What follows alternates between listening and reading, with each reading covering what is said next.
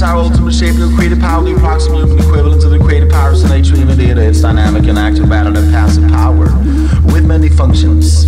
Imagination is the primary faculty for creating all art.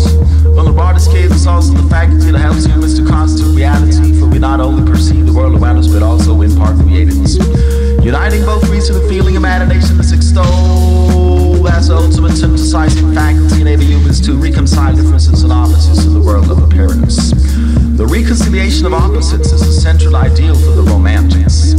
Finally, imagination is inextricably bound up with the other two major concepts, for it is presumed to be the faculty which enables us to read nature as a system of symbols.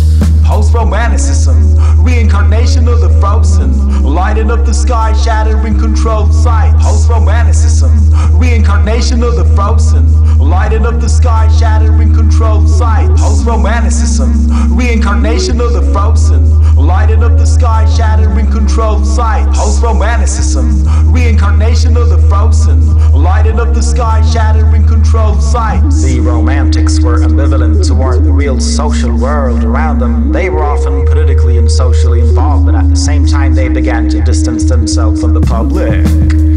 As noted before, high romantic artists interpreted things through their own emotions, and these emotions included social and political consciousness, as one would expect in the face of revolution, one that reacted so strongly to oppression and injustice in the world. So artists sometimes took public stance on what works with socially or politically oriented subject matter. Yet at the same time, another trend began to emerge as they withdrew more and more from what they saw as the confining boundaries of bourgeois life. In their private lives, they often asserted their individuality and differences in ways that were to the middle class the subject of intense interest, but also sometimes of horror. Thus the gulf between art artists and their sometimes shocked, often uncomprehending audience began to widen. Sometimes artists may have experienced ambivalence about the situation, yet a significant romantic theme became the contrast between artists and the middle class. Unfortunately, in many ways, this distance between artists and the public remains with us today.